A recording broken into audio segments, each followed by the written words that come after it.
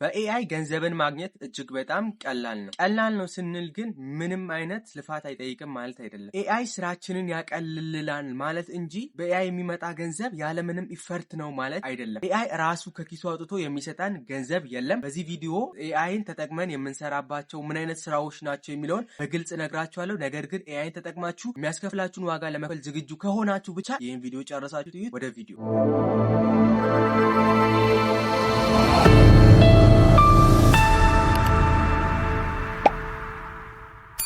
ብዙዎቻችሁ በቃ ግራም ትጋቡት በኤአይ እንደዚህ ገንዘብ መስራት በኤአይ እንዲና በጣም ብዙ ቪዲዮ አይታችሁ ይሆናል። ብዙ ቪዲዮም ደግሞ ፐብሊሽ ተደርጓል ዩቲዩብ ላይ። ነገር ግን እውነተኛው መንገድ ኤአይ በምን መንገድ ነው የሚከፍለው የሚለውን ማወቅ አለባችሁ። በኤአይ ምንድነው መስራት የምንችለው እውነተኛውና ግልጽ መንገድ በዚህ ቪዲዮ ነግራችኋለሁ። በኤአይ እጅግ በጣም ብዙ ነገር ይሰራል። በኤአይ ገንዘብ የሚገኝበት መንገድ ብዙ መንገዶች አሉ። የመጀመሪያው ኮንቴንት ክሬሽን ነው። ኮንቴንት ክሬት ማድረግ ዋናኝነቱን ይይዛል። እንዴት ነው ኤአይን ለኮንቴንት ክሬሽን ተጠቅሜ ገንዘብ የማገኘው ካላችሁ ቀላል። ለምሳሌ ቪዲዮአችሁን ኤዲት ስታደርጉ ከኤአይ ጋር መሆን አለበት። ኤአይን መጠቀም አለባችሁ። እያንዳንዱ ዩቲዩብ ላይ ምን አይነት ቪዲዮ ነው የሚታዩት ያንን አይዲያ ከኤአይ መውሰድ።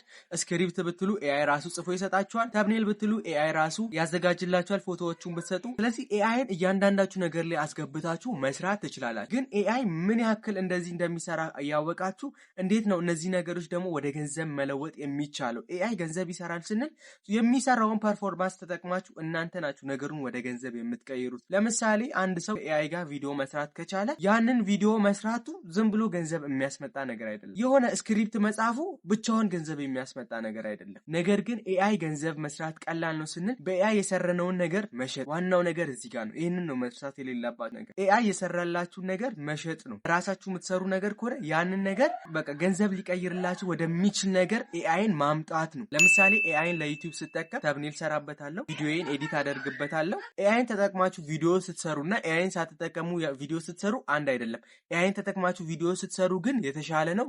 እንደገና ደግሞ ታይማችሁን ማኔጅ ያደርጋል።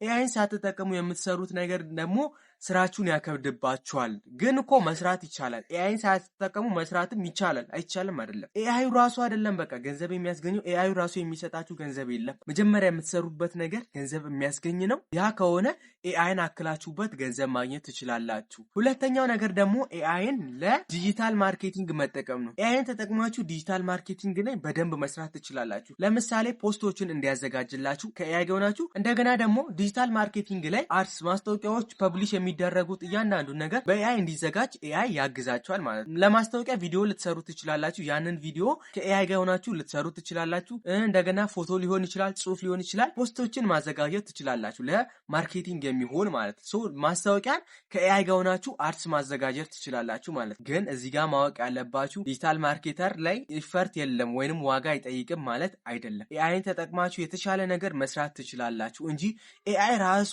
ከኪሱ ገንዘብ ያውጥቶ የሚሰጣችሁ ነገር የለም። ይህንን ነገር ደጋግሜ ነግራችኋለሁ። ሶስተኛው ገንዘብ የምንሰራበት መንገድ ፍሪላንሲንግ ነው። ፍሪላንሲንግ ማለት የሆነ ክላይንት አለ፣ እናንተ ለዛ ክላይንት ደግሞ ሰርቪስ መስጠት ነው። ለምሳሌ አፕወርክ ሊሆን ይችላል፣ ፋይቨር ላይ ሊሆን ይችላል። እናንተ የሆነ ክላይንት ላይ አንድ ሰርቪስ ሰጡ። ተምኔል ዲዛይነር ከሆናችሁ ተምኔል ዲዛይን አድርጋችሁ ለክላይንቱ ስትሰጡ ያ ክላይንት ደግሞ ለእናንተ የሚከፍላችሁ ገንዘብ ይኖራል። ያ ነው ፍሪላንሲንግ የምንለው። ቪዲዮ እንደጠቀማችሁና እንደወደዳችሁት እምነቴ ነው። ስለዚህ ይህን ቪዲዮ ላይክ አድርጉ። ኮሜንት ላይ አስተያየታችሁን መጻፍ ትችላላችሁ። መጠየቅ የምትፈልጉት ነገር ካለ ጻፉልኝ፣ አይዋለሁ፣ እመልስላችኋለሁ። ስለ ኤአይ እና ስለ ቴክኖሎጂ ቪዲዮዎች ማግኘት የምትፈልጉ ከሆነ ይህን ቻናል ሰብስክራይብ አድርጉ። በሌላ ቪዲዮ እመለሳለሁ። ከዛው ድረስ መልካም ቆይታ። ቻው።